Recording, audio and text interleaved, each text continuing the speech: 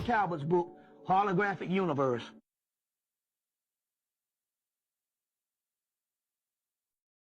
Then it talks about how all the star forts coincidentally were built by water. And so with water comes vibration, and we know that when you speak to water, the actual crystal structures do change.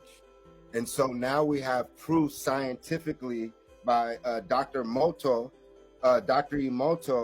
that when you speak to water, the structure changes. So if you say, I love you to your plant, to your water, to a human, to your dog, anything with a vibration, it actually has.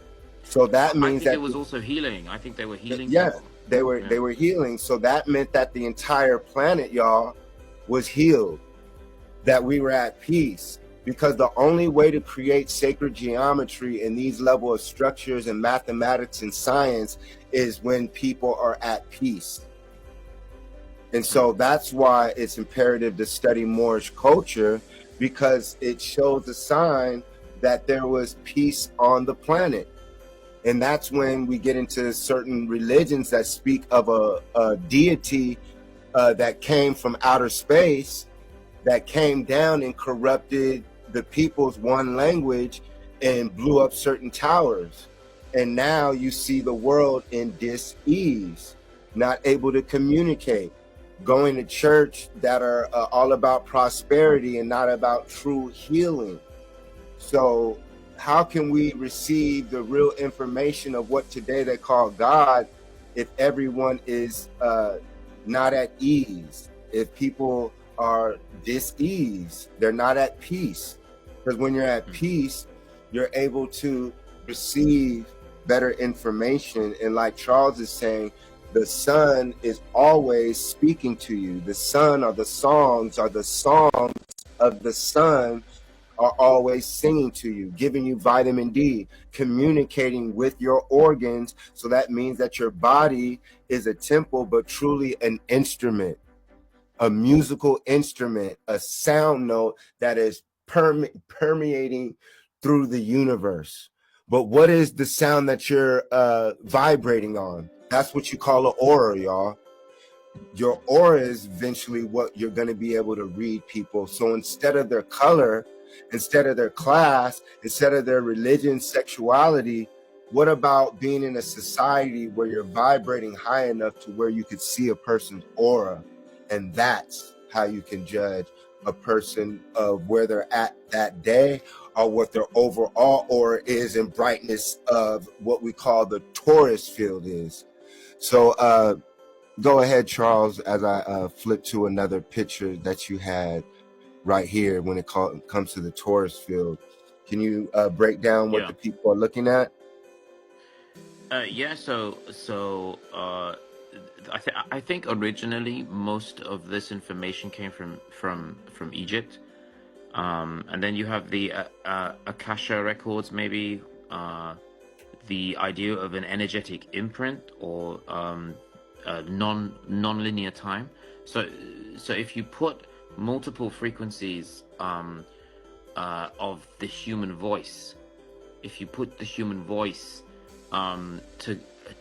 together and you get a perfect tone, then all of that information can be recorded visually using various methods like ultraviolet reading, sonar, imprints, just the idea of sound manipulating sand molecules, or light and water combined can create that image, basically turning sound into a feasible image. And if you add those together, you get these different geometrical structures, and when those are combined, it looks like a human face. So a baby crying is creating through sound and cymatics a human face. So that's electricity. If we think of light as electricity, our health depends on how much we reflect the ultimate frequency, which is the God frequency. So to get those frequencies right, we have to look at the 7 chakras. There aren't actually 7 chakras. There's probably like 144 chakras, but the main groupings of chakra all have a frequency. So if you have pain in a certain part of your body, let's say you have back pain, you got to identify where that is, and then a sound frequency directed at that part of your anatomy will fix that problem. So that sound frequency can then be much more specific. You can even go down to every one of your 34 vertebrae, actually, not 33, which I always thought was 33. But you can also then say, okay, so what instruments have people been using to heal themselves? And you've got the harp, that's like one of the first ones. And you have a piano. Everything is connected to your body, because it was created in your image, and you were created in God's image. So even language, like every language must have come from human frequency, that is healing frequency, because we wouldn't say any other frequencies.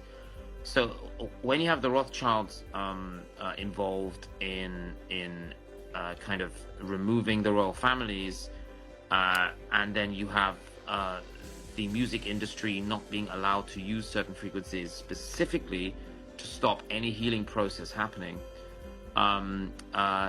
then you start to realize that maybe that is really one of the most important things to learn about. And so in the Akasha records, I can't read Sanskrit, so it could have been removed, but there is the word meaning ether or spirit, which used to be like an element in the periodic table, and there used to be 144 elements in the periodic table. So I think that every element that makes up our known world is a frequency. Every part of the human body has a frequency, from the head chakra to the root chakra, and every color is a frequency. So that's how we are manipulated. That's how the human condition, the human consciousness is controlled, because we don't know the keys that are used to control us until we look into theosophy, until we look into the soul. What does it even mean to have a soul? Then we understand why there's now this non-linear time, so that we feel detached from all these ancient civilizations that taught us this.